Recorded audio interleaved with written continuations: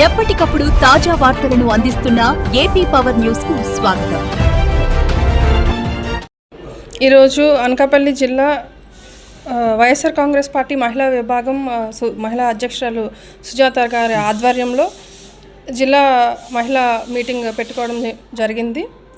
State committee కానీ జిల్లా committee కానీ అలాగే ఇప్పటికే నియమించినటువంటి నియోజకవర్గ మహిళా ప్రెసిడెంట్స్తో మండల మహిళా ప్రెసిడెంట్స్తో ఇది ముఖ్యంగా జగన్మోహన్ రెడ్డి గారి ఆదేశాల మేరకు గ్రామ స్థాయిలో కూడా ప్రతి గ్రామంలో అన్ని విభాగాలకు చెందినటువంటి విభాగాలకి మహిళా ప్రెసిడెంట్స్ కానీ యూత్ కానీ అన్నీ కూడా స్ట్రెంథెన్ చేయమని చెప్పి ఇప్పటికే మాకు ఆదేశాలు ఇవ్వడం జరిగింది. ప్రజలు ఈ 15 నెలలుగా ఎన్ని రకాలైనటువంటి ఇబ్బందులు పడుతున్నారో ఇప్పటికే అందరూ కూడా చూశారు. ప్రజలు కూడా మేము వాళ్ళకి సహకరించి ముందుకి నడిపించడానికి మేము రెడీగా ఉన్నాము. వాళ్ళు కూడా మాతో పాటు వాళ్ళు ఏదైతే జగన్మోహన్ రెడ్డి గారు ముఖ్యమంత్రిగా ఉన్న సమయంలో వాళ్ళు ఏది కూడా ఇబ్బంది కూడా లేకుండా చిన్నపిల్లల దగ్గర నుంచి కడుపులో బిడ్డ దగ్గర నుంచి ముసలమ్మ దాకా అందరూ కూడా అన్ని వయసుల వారు కూడా లబ్ధి పొంది ఉన్నారు. ఈరోజు ఈ కూటమి ప్రభుత్వం అబద్ధపు హామీలతో అబద్ధపు ప్రచారాలతో ఏదైతే ఈరోజు ఇక్కడ ఏర్పాటు చేసిందో ప్రభుత్వం అప్పటి నుంచి కూడా ప్రతి ఒక్కరు కూడా ఆడపిల్లలకి జరిగినటువంటి అన్యాయాలు అయితే 1-2 కాదు, రోజుకి కనీసము ఒకటైనా సరే జిల్లా వారీగా కానీ గ్రామాల్లో కానీ మనం చూస్తున్నాము. ఇవన్నిటికీ కూడా మీరు ఇంకా ఎక్కడ మాట్లాడేయడానికి కూడా చాలా సిగ్గుగా కూడా ఉన్నది. వాళ్ళు మాట్లాడేటువంటి పదజాలు కానీ మహిళలపై జరుగుతున్నటువంటి అరాచకాలు కానీ ఆ రోజు జగన్మోహన్ రెడ్డి గారు ముఖ్యమంత్రిగా ఉన్నప్పుడు ఏదైతే ప్రతి పేదవాడు కూడా ఇక్కడ మహిళ ఏదైతే ఇంట్లో బలపడితే ఆర్థికంగా బలపడితే ఇంట్లో సుఖంగా ఉంటారని చెప్పి నమ్మారో అదేవిధంగా రాజ్యాంగంలో కూడా 50% రిజర్వేషన్ కల్పిస్తూ ఆయన అమల్లోకి తీసుకొచ్చి ఈరోజు నేను జెడ్పీటీసీగా ఉమ్మడి విశాఖ జిల్లాలో పనిచేస్తున్నాను. ఆయన చాలామంది ఎంపీటీసీలుగా పనిచేస్తున్న కార్పొరేటర్స్ అయినా అక్కడ చైర్మన్ అయితే అవ్వచ్చు, అన్నీ కూడా జగనన్న ఇచ్చినటువంటి ఆ ప్రాధాన్యత మనము ఈరోజు చూసాము. కూటమి ప్రభుత్వం మాటలకే పరిమితం చేసే తప్పితే ఏది కూడా ఆచరణలోకి ఈ రోజుకి కూడా ఏవి తీసుకురాలేదు. ఇది గమనించిన ప్రజలు ఇప్పటికే సిద్ధంగా ఉన్నారు తిరుగుబాటు చేయడానికి. మేము మా వైఎస్ఆర్ కాంగ్రెస్ పార్టీ నుంచి కూడా మేము అందరం కూడా సిద్ధంగా వాళ్ళకి చేదోడు ఓదోడుగా ఉంటూ జగనన్న ఇచ్చిన పిలుపు ఏదైనా సరే గ్రామ స్థాయిలో మేము పార్టీని బలోపేతం చేసి జగనన్న ముఖ్యమంత్రి చేసేదాకా కూడా ఈరోజు మేము కూడా సిద్ధంగా ఉన్నామని చెప్పి మేము గ్రామాల్లో వెళ్తున్నప్పుడు ప్రజలు కూడా మాట్లాడుతున్నారు. ఇప్పటికే వాళ్ళందరూ కూడా మళ్ళీ జగనన్న ఎప్పుడు ముఖ్యమంత్రి అవుతాడు, ఎప్పుడు ఈ సంక్షేమ పథకాలన్నీ కూడా మాకు అందిస్తాడు, ఏ రోజు కూడా లోటు లేకుండా ఉండేది రూపాయి కావాలంటే ఈరోజు ప్రతి ఒక్కరూ కూడా రూపాయికి కూడా తడుముకునే పరిస్థితి ఏర్పడిందని చెప్పి గ్రామాల్లో ప్రజలు మహిళలు అందరూ కూడా మనం చూస్తాం. మద్యం చూస్తే ఏర్లై పారుతుంది. ఇక్కడ విద్యార్థి రంగంలో చూస్తే విద్యార్థులకు విద్యని కానీ వైద్యాన్ని కానీ మొన్న ధర్నా కూడా చేయడం జరిగింది. మెడికల్ కాలేజెస్ కూడా ప్రైవేటీకరణ చేస్తూ ఏమి చూస్తా చంద్రబాబు నాయుడు గారు అంటే ప్రైవేటీకరణ అంటే చంద్రబాబు నాయుడు గారు ఆయన వచ్చి పేద ప్రజలకి మేలు చేస్తామని మాటల్లో చెప్పారు. కానీ ఏ రోజు కూడా ఇప్పటివరకు ఆయన ముఖ్యమంత్రి అయిన దగ్గర నుంచి కూడా ఏనాడు కూడా పేద ప్రజలకు మేలు జరిగే సంఘటనలు అయితే ఈ రోజుకి మనం చూడలేదు. ఎప్పుడు మోసంతోనే ఆయన రావడం, మళ్ళీ ఏదో ఒకటి ఏమి ఆశించి ఈరోజు ప్రైవేటీకరణ చేస్తున్నారు మెడికల్ కాలేజ్ అని కూడా ఈ మీడియా ద్వారా మిమ్మల్ని ప్రశ్నిస్తున్నాము. ప్రతి ఒక్కరికి మేము ఇదే చెప్పడం జరుగుతుంది.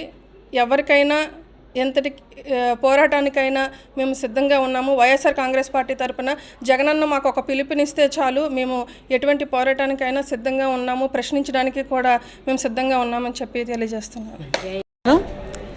ఈ రోజున శ్రీ గౌరవ మా పార్టీ నాయకులు అధినాయకులు శ్రీ వైఎస్ జగన్మోహన్ రెడ్డి గారు రాష్ట్రంలో ఉన్నటువంటి ఏదైతే పార్టీ అనుబంధ విభాగాలు కానీ మెయిన్ పార్టీ కానీ గ్రౌండ్ నుంచి ఆర్గనైజేషన్లోని స్ట్రెంగ్తన్ చేయాలనే ఉద్దేశంతో యాక్టివ్గా వర్క్ చేసినటువంటి అందరినీ కూడా కమిటీస్గా ఏర్పాటు చేయడం జరుగుతుంది. అందులో భాగంగానే మరి మహిళా విభాగం ఏదైతే ఉందో ముఖ్యంగా మరి రాష్ట్ర జనాభాలో సగభాగం ఉన్నటువంటి మహిళలు అన్ని రకాలుగా కూడా పార్టీ యాక్టివిటీస్లో కానీ పదవుల్లో కానీ అన్ని విధాలుగా కూడా ప్రోత్సహిస్తున్నటువంటి జగన్మోహన్ రెడ్డి గారు గతంలో వారు ముఖ్యమంత్రిగా ఉన్నప్పుడు కూడా మహిళలకు అధిక ప్రాధాన్యత ఇస్తూ మహిళలకి 50% లోకల్ బాడీస్లోని రిజర్వేషన్లోనే కాకుండా మరి 50% నామినేటెడ్ పదవుల్లో కానీ పార్టీ పదవుల్లో కానీ అన్నింటిలో కూడా సగభాగం ఆయన ఇచ్చారు. మహిళలకి ముందుపీట వేశారు, పెద్దపీట వేశారు. అందులో భాగంగానే ఆ రోజున మరి రేషన్ కార్డ్స్ కానివ్వండి, హౌసింగ్ కానివ్వండి, లేకపోతే మరి హౌస్ సైడ్ పట్టాలు కానివ్వండి, ఇల్లులు కానివ్వండి, అన్నీ కూడా మహిళలకి పేరునే ఇచ్చినటువంటి సందర్భం గతంలో ఉంది. అలాగే మహిళల పేరున మరి చేయూత కానీ, ఆసరా కానీ, ఈ పథకాలన్నీ కూడా మహిళలకి ఆర్థికంగా మరి వాళ్ళ కాళ్ళపై వాళ్ళు నిలదొక్కడానికి ఎన్నో కార్యక్రమాలు చేసినటువంటి ఘనత మరి వైఎస్ఆర్ అధినేత జగన్మోహన్ రెడ్డి గారి ప్రభుత్వంలో ఆ రోజు కనిపించింది.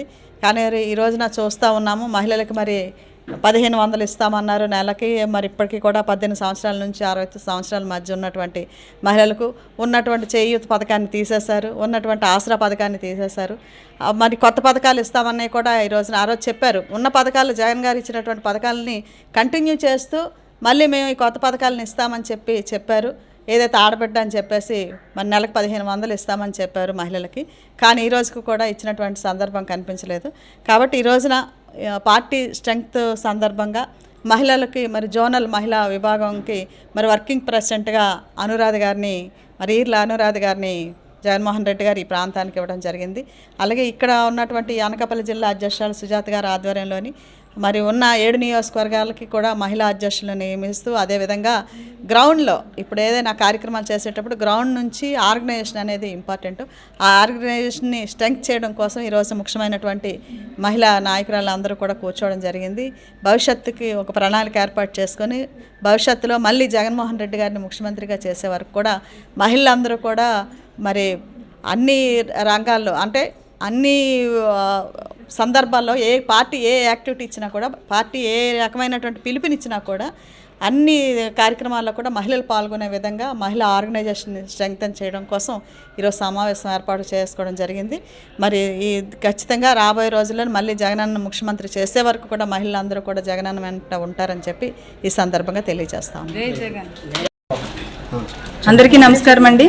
ఈరోజు అనకాపల్లి జిల్లాలో మహిళా అధ్యక్షురాలుగా జిల్లా కమిటీలో ఎవరైతే ఏ మహిళలు అయితే ఉన్నారో ఆ మహిళలను, అదేవిధంగా ప్రతి కాన్స్టిట్యున్సీ నుంచి మహిళా అధ్యక్షురాలు, అలాగే మండల మహిళా అధ్యక్షురాలను, అంటే గ్రామ స్థాయి నుంచి కూడా సంస్థాగత నిర్మాణం జరగాలని జగన్మోహన్ రెడ్డి గారు మరి ఆదేశాల మేరకు మరి ఈరోజు జిల్లా కమిటీ మీటింగ్ పెట్టడం జరిగింది.